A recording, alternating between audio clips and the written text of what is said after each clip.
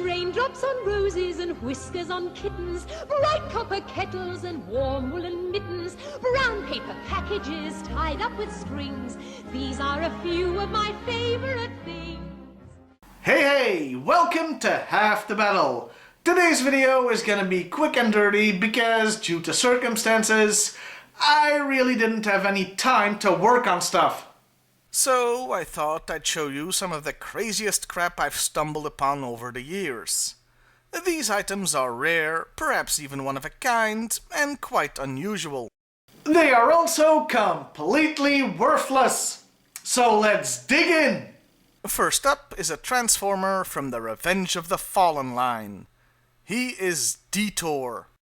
Though actually, he's not. If you look at the back of the card, he's called Dead End. I'm picking this first because, well, this thing isn't all that rare. Quite a few of these were sold in Europe. So, what's the deal? Well, early on, this toy was gonna be called Detour, but they eventually settled on Dead End.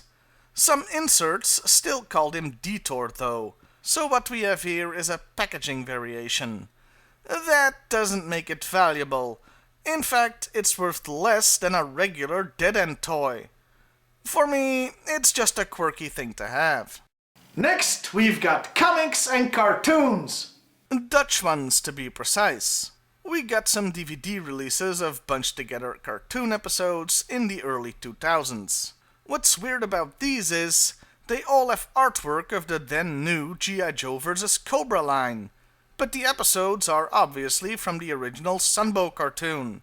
So you've got a Cobra claws on the back cover, when the character doesn't exist in the episodes. That's practically false advertising. Still, I only paid like $5 or $10 at the time, so I was happy. And in the 80s and 90s, we also got the comics. Sort of.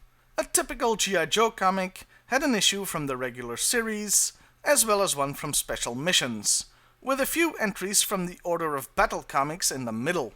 Everything is in Dutch, and let's just say that we had some different standards for what language was allowed in a children's comic, as evidenced by this excerpt. And no, that's not a Dutch word that means something else in our language. I thought I'd show you this so you'd get a feel of what the comic was like over here. These issues aren't really worth anything and would be useless to anybody who wasn't fluent in Dutch. Up next is a figure I found at a local flea market. It's got the body of a Cobra Trooper, but the head of an officer. And yes, the logical explanation is simple. Some kid switched heads and it ended up at a flea market. The weird thing is, the officer was never released in Belgium, though he did show up under the Action Force name in the UK and some parts of Europe. So a kid probably got a hold of one, broke it, and put the head on a trooper. Still, for me, it was a weird enough find to include here. And now we have a weird gun. It's a bootleg from a G.I. Joe gun, but not just any bootleg. While taking a weapon from the G.I. Joe line and using it to make a bootleg mold is fairly common, in this case they got creative. This gun has the front of a Leatherneck V1 gun and the back half of a Viper V1 rifle. And the result looks pretty damn sweet. Plastic quality is on par with real Joe guns too. It's rare to see such quality and ingenuity in a bootleg.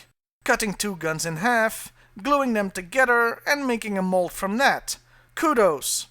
That said, it's little more than a curiosity and not worth any money. And now we come to the last entry of my list. But I gotta warn you, if you like collecting rare G.I. Joe toys, this might hurt. Or piss you off. Probably both. At first glance, this is just a HISS tank. But if you look a bit closer, something is off. The guns don't have quite the same color and have stickers on them. Did you figure it out yet? If not, an even closer look reveals all. The inside of the cockpit isn't black, but red. This isn't a HISS tank at all.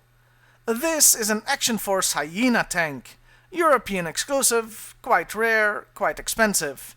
Only somebody has painted it black, making it worthless. I swear to God, it wasn't me. Look, what I think happened here is, well, the original His tank was never released in Europe. Only the Red Action Force one. So I think some kid got this, saw it for what it was, and really wanted a His tank, since they did show up in the cartoons and comics over here. So either the kid himself or his parents painted it black. I found this in a vintage toy shop like 15 years ago in this condition. Both the shop owner and me agreed this was very unusual and not worth much money, so I got it for, I think, $5 or something. I've thought of trying to restore the thing, but it would never look as good as it once did, so I'm happy to have it as another His tank and as a bit of a curiosity. And that was some of the weird stuff I found over the years. I hope you enjoyed this brief look, and I'll see you next time, everybody. And hey, why not like, share, and subscribe if that's your thing? Raindrops on roses and whiskers on kittens, bright copper kettles and warm woolen mittens, brown paper packages tied up with strings. These are a few of my favorite things.